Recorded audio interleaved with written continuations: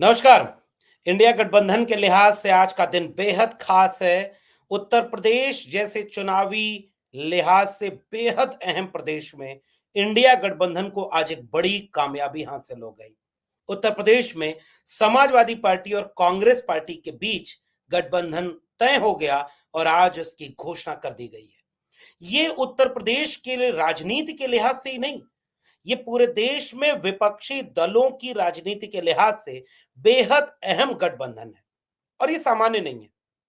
इस गठबंधन के जरिए कोशिश अब ये की जाएगी कि बीजेपी के रथ को रोकने में उस प्रदेश में क्या भूमिका होगी विपक्षी दलों की, जिस प्रदेश को लेकर बीजेपी अपनी राजनीति को बहुत पुख्ता करने की कोशिश कर रही है। बीजेपी ये बात जानती है कि उत्तर प्रदेश का चुनाव या उत्तर प्रदेश की 80 सीटें उसके लिए कितनी बड़ी अहमियत रखती हैं। वो अब इस रूप में कोशिश कर रही हैं कि इस 80 सीटों में से वो 70, 75, 77 या 80 के 80 जीत जाएं, ताकि वो ये साबित कर दें कि जिस प्रदेश में मंदिर बनवाया वहीं बनवाया और जिस प्रदेश में उनका राज भी है वहां उन्होंने एक तरफा जीत हासिल कर ली। इसीलिए वो कोई कोर कसर छोड़े बिना गठबंधन तोड़ने पर भी काम कर रहे हैं। भले ही उन्होंने बिहार में नीतीश कुमार को अपने खेमे में मिला लिया और उत्तर प्रदेश में एक तरफ तो जयंत चौधरी खुद उनके गठबंधन में लगभग लगभग जा मिले हैं और बाकी नेताओं को अंदर खाने इतना बेचैन किया जा रहा है ताकि सपा और कांग्रेस के गठबंधन को तोड़ा जा सके या कमजोर किया जा सके। लेकिन आज इंडिया गठबंधन ने बीजेपी की इस रणनीति पर एक अपना भारी कदम रख दिया और उन्होंने गठबंधन कामयाब कर लिया है। और इस गठबंधन को जिसकर कल रात तक मीडिया लगातार ये चर्चा दे रहा था कि अब ये गठबंधन टूट गया, अब ये गठबंधन खत्म हो गया, अब ये अखिलेश यादव विलन। कांग्रेस पार्टी के कई नेता तो ट्वीट करने लगे, तेरे पांवों के नीचे जमीन नहीं है फिर भी तुमको यकीन नहीं है। ये अधीरता, ये बेचैनी, ये और बीजेपी की साजिश, जाने कितनी चीजें चाहती थी कि ये गठबंधन न हो। लेकिन मुझे लगता है कि समाजवादी पार्टी के शीर्ष नेतृत्व और कांग्रेस पार्टी के शीर्ष नेतृत्व की समझदारी और राजनीतिक सूझबूझ ने इस बात पर गठबंधन फाइनल कर लिया कि 17 सीटों पर कांग्रेस पार्टी चुनाव लड़ेगी। 17 सीटें उत्तर प्रदेश में जिस पर कांग्रेस पार्टी चुनाव लड़ेगी और बाकी सीटों पर समाजवादी पार्टी और उनका गठबंधन चुनाव लड़ेगा।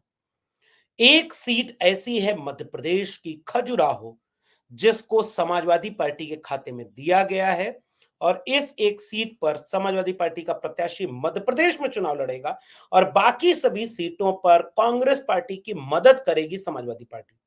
और उत्तर प्रदेश में जो 17 सीटें हैं जिनमें से 2 सीटें अमेठी और रायबरेली, ये दोनों सीटें वही सीटें हैं जो आज की तारीख में गठबंधन की सबसे हॉट सीटें हैं। लेकिन इस गठबंधन की बात छोड़ दें, बहुत पहले से मरहूम नेताजी मुलायम सिंह यादव जी जब राजनीति में सक्रिय रहा करते थे, उस जमाने से उनको पता होता था कि एक सीट पर रायबरेली और अमेठी में सोनिया गांधी जी और राहुल गांधी जी चुनाव लड़ा करते थे और एक राजनीतिक कूटनीति कह लें, राजनीतिक नैतिकता कह लें, उस नैतिकता के तहत बहुत पहले से इन दोनों सीटों पर समाजवादी पार्टी अपना उम्मीदवार नहीं उतारती थी। तो एक किस्म का गठबंधन इन सीटों पर तो पहले से चला आ रहा था। इसे आप यूं समझें कि चाहे अमेठी हो चाहे रायबरेली, इसकी अधिकांश विधानसभा की सीटें सपा जीतती थी, लेकिन लोकसभा में उन्होंने कभी उस सम्मान या उस राजनीतिक गठबंधन को तोड़ा नहीं और उन्होंने अघोषित गठबंधन को निभाया। अब तो गठबंधन ही जब हो गया तो ये दोनों सीटें स्वाभाविक तौर पर कांग्रेस के खाते में गई हैं, अमेठी और रायबरेली। इसके अलावा जो 15 सीटें हैं उनमें है कानपुर नगर, फतेहपुर सीकरी ये वही सीट है जिसको आरएलडी के खाते में जाने की कोशिश आरएलडी के नेता कर रहे थे। कांग्रेस चाहती थी कि नहीं, फतेहपुर सीकरी उनको मिल जाए और माना जाता है कि राज बब्बर या ऐसा कोई और नेता वो इस गठबंधन में इनकी तरफ से चुनाव लड़े। तो अब जो घोषणा हो गई है जिसकी, वो 17 सीटों में फतेहपुर सीकरी भी कांग्रेस के खाते में चली गई है। बांसगांव, सहारनपुर, प्रयागराज, महाराजगंज, बनारस। बनारस वो सीट है जिस पर कल ही एक दबाव की रणनीति बनाते हुए अखिलेश यादव जी ने अपना एक प्रत्याशी घोषित कर दिया था और सुरेंद्र सिंह पटेल बनारस से समाजवादी पार्टी के उम्मीदवार बना दिए गए थे। लेकिन आज जब ये गठबंधन फाइनल होगा तो इस गठबंधन में बनारस की सीट कांग्रेस के खाते में चली गई है। और आज के प्रेस कॉन्फ्रेंस में जब पत्रकारों ने ये पूछा कि भाई अविनाश पांडे जो कांग्रेस पार्टी के प्रभारी हैं, राज्य के प्रभारी हैं, समाजवादी पार्टी के राष्ट्रीय सचिव राजेंद्र चौधरी और दोनों प्रदेश अध्यक्ष दोनों पार्टियों के, ये 4 लोग प्रेस कॉन्फ्रेंस में बैठे थे। और जब उनसे ये सवाल पूछा गया कि भाई एक सीट बनारस की है जिस पर तो आपने कैंडिडेट उतार दिया, तो उन्होंने इशारे में राजेंद्र चौधरी ने कहा कि भाई जब गठबंधन हो गया और जब ये सीट कांग्रेस को चली गई है, तो बहुत स्वाभाविक है कि अब आगे वाले सारे कदम इसके मुताबिक उठाए जाएंगे। इस तरह से बनारस की सीट आज की तारीख में कांग्रेस पार्टी के खाते में चली गई है। अमरोहा अमरोहा को सीट को लेकर के भी लगातार ये बात हो रही थी कि अमरोहा वही सीट है जहां से बसपा के टिकट पर दानिश अली चुनाव लड़कर जीत चुके थे। पिछले दिनों बहुजन समाज पार्टी ने दानिश अली को अपनी पार्टी से बाहर कर दिया और उनकी कांग्रेस पार्टी के नेता राहुल गांधी से ठीक ठाक नजदीकी भी देखने को मिली। तो कांग्रेस लगातार ये दबाव बना रही थी कि अमरोहा सीट उसके खाते में जाए। समाजवादी पार्टी चाहती थी कि नहीं, यहां पर हमारे जीतने की गुंजाइश ज्यादा है। लेकिन अब इस समझौते में अमरोहा की सीट भी कांग्रेस पार्टी के खाते में चली गई है। झांसी, बुलंदशहर, गाजियाबाद, मथुरा, सीतापुर, बाराबंकी और देवरिया ये बाकी की सीटें हैं जो अब कांग्रेस पार्टी के खाते में चली गई हैं और कांग्रेस पार्टी के सब उम्मीदवार इस लिहाज से इस इन सीटों पर चुनाव लड़ेंगे और बेहद सूझबूझ, बेहद तालमेल, बेहद शानदार कला कुशलता, राजनीतिक कुशलता के जरिए जब खुद दोनों लोग, खासकर मैं बात करूं अगर कि जो प्रदेश प्रभारी हैं अविनाश पांडे या राजेंद्र चौधरी जो समाजवादी पार्टी के राष्ट्रीय सचिव हैं, इन दोनों की बातों में उस साझेपन के साथ इस बात की उम्मीद बहुत पुख्ता तरीके से रखी गई कि ये चुनाव कोई सामान्य चुनाव नहीं है और अब गठबंधन के जितने पेच थे उसको सुलझा लिया गया है और मिल करके देश और संविधान को बचाने के लिए जमीन पर हम साझा तरीके से उतरेंगे। प्रेस कॉन्फ्रेंस में आगे जब सवाल जवाब का सत्र शुरू हुआ तो एक सवाल ये भी पूछा गया कि भाई नगीना सीट पर दावा करने वाले आजाद समाज पार्टी के नेता चंद्रशेखर आजाद को लेकर के क्या टिप्पणी है। अविनाश पांडे ने इस बात का जवाब देते हुए कहा कि आज दो बड़े दलों में ये गठबंधन हो गया है। आगे हम लोगों की लगातार कोशिश रहेगी कि तमाम वे दल जो और भी वैचारिक रूप से या तमाम चीजों से हमारे साथ खड़े हैं, उन सभी दलों के साथ भी ये गठबंधन बने और हम सबको एकोमोडेट करने की कोशिश करेंगे। तो यानी इशारा, राजनीतिक जवाब है ये। यानी जब तक इस गठबंधन में चंद्रशेखर आजाद के शामिल कर लिए जाने की सूचना ना आए, तब तक तो इस बात को पुख्ता तरीके से नहीं कहा जा सकता कि अंततः इसका निर्णय क्या हुआ है। लेकिन इस जवाब से एक संकेत जरूर मिल रहा है कि अभी भी तमाम वे दल जो राजनीतिक रूप से इन पार्टियों के करीब खड़े होते हैं, उनको भी इसमें एकोमोडेट करने की पूरी कोशिश की जाएगी।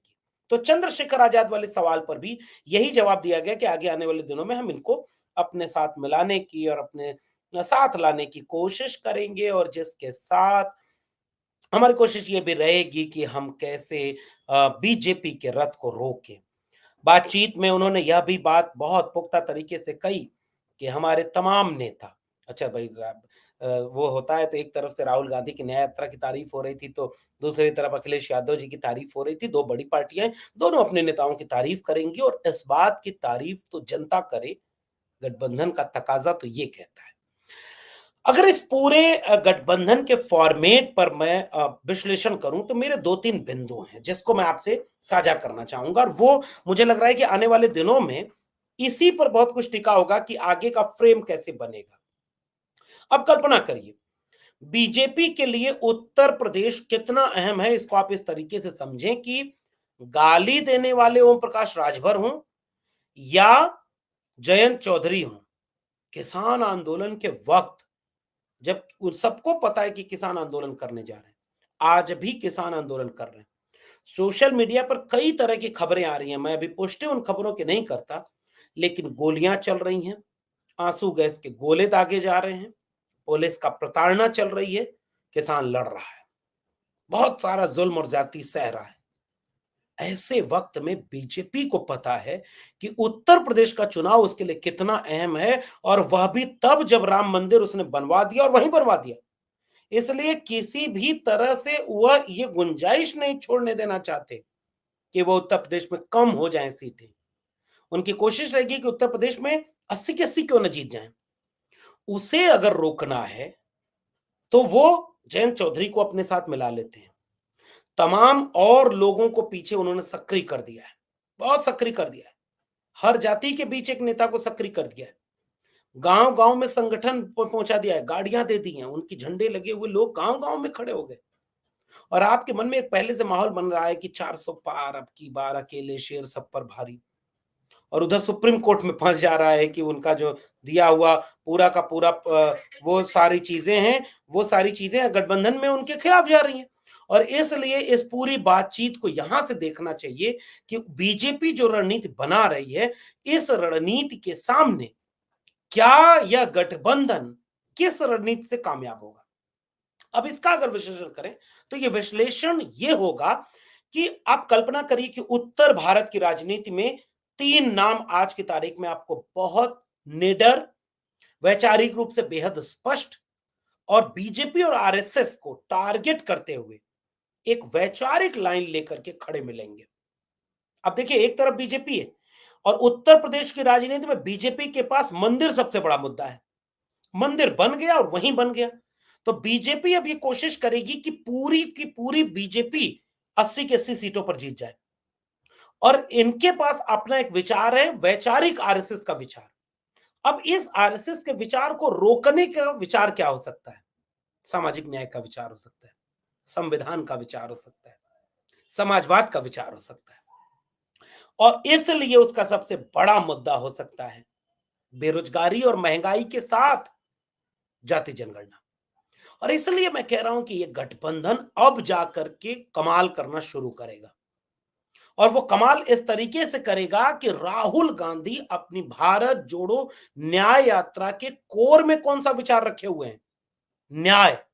कौन सा न्याय? सामाजिक न्याय, आर्थिक न्याय और लैंगिक न्याय, राजनीतिक न्याय।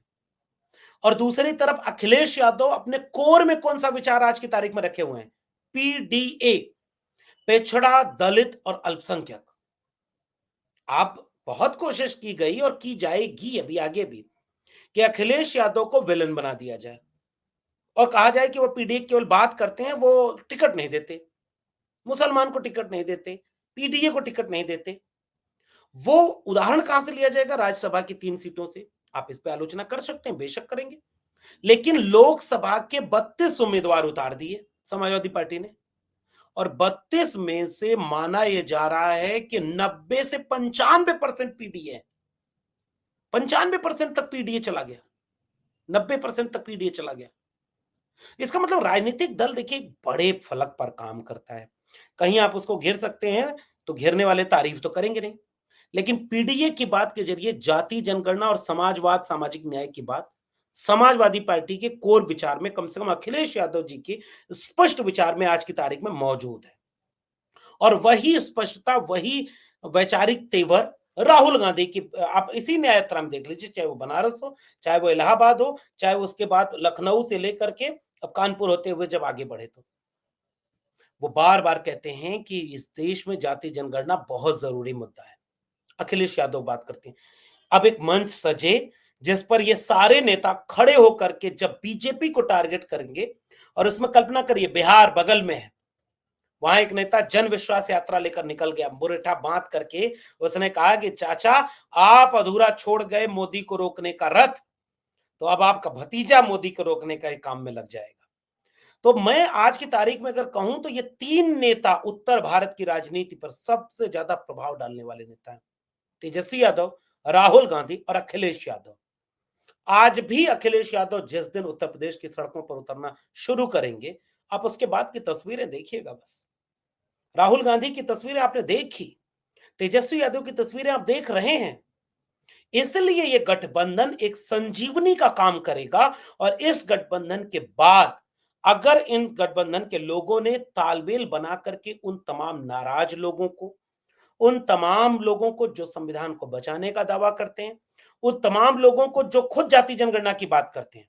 और याद रखिएगा, जाति जनगणना और समाजवाद या संविधान एक विचार का नाम है, और आरएसएस के पास अपना विचार है जो संविधान को बदलने की बात करता है, खत्म करने की बात करता है। और दूसरी तरफ संविधान को बचाने वाले लोग हैं। तो वैचारिक रूप से ये गठबंधन अगर जमीन पर उतर गया, वैचारिक रूप से अगर ये गठबंधन जमीन के आखिरी कार्यकर्ता तक यह संदेश देने में कामयाब हो गया कि राहुल गांधी जिस जाति जनगणना की बात करते हैं, अखिलेश यादव जिस पीडीए की बात करते हैं, तेजस्वी यादव जिस आरएसएस मुक्त भारत की बात करते हैं, मतलब इस शैली में नहीं, लेकिन वो कलम और किताब की बात करते हैं, सामाजिक न्याय की बात करते हैं, अगर ईमानदारी से इन तीनों दलों के हर नेता, चाहे राहुल गांधी, उनके पार्टी के हर नेता की भाषा और तेवर उसी ईमानदारी की होगी जो राहुल गांधी में झलक रही है। अगर समाजवादी पार्टी के हर नेता, मैं हर नेता कह रहा हूं, हर जाति, हर धर्म, हर मजहब के नेता की बात कर रहा हूं, उसकी भाषा में, उसकी जुबान में और उसके दिल में वही ईमानदारी और स्पष्टता अगर दिखी जो अखिलेश यादव जी में है, तो कल्पना करिए कि इन दोनों दलों के नेता, कार्यकर्ता जमीन पर अगर इस मैसेज को पहुंचाने में कामयाब हो गए कि संविधान कैसे खतरे में है और कैसे जाति जनगणना जैसे एक विचार से, सामाजिक न्याय, लैंगिक न्याय, आर्थिक न्याय जैसे एक विचार से, समाजवादी विचार से इस देश को बचाना है, यकीन मानिए कि उत्तर प्रदेश और बिहार के राजनीति में अभी भी इतनी गुंजाइश बची है कि वो 2024 के लोकसभा चुनाव में आपको आश्चर्यचकित कर सकता है। और इस बात को यहां से समझना जरूरी है, और इसलिए आज का दिन गठबंधन के लिहाज से तमाम बाधाओं को पार करता हुआ, तमाम साजिशों से आगे बढ़ता हुआ, तमाम विपत्तियों को झेलता हुआ गठबंधन करने में कामयाब हो गया। तो एक चरण की जीत तो तय हो गई। अब दूसरे चरण का इम्तिहान यह होगा कि हर उस सीट पर, दूसरा इम्तिहान तो यह है कि तमाम दलों को अभी और इसमें जोड़ा जाए, इसमें आजाद समाज पार्टी को जोड़ा जाए, इसमें पल्लवी पटेल को और बेहतर तरीके से भागीदारी देकर पल्लवी पटेल को जोड़ा जाए।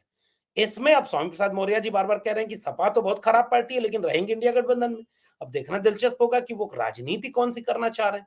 लेकिन मैं अभी भी चाहूंगा कि ऐसे तमाम लोग जो विचार से सामाजिक न्याय की बात करते हैं, संविधान को बचाने की बात करते हैं, इतने मुश्किल वक्त में सबको अपना अहंकार, अपना स्वार्थ और अपना ईगो किनारे करके एक होना चाहिए।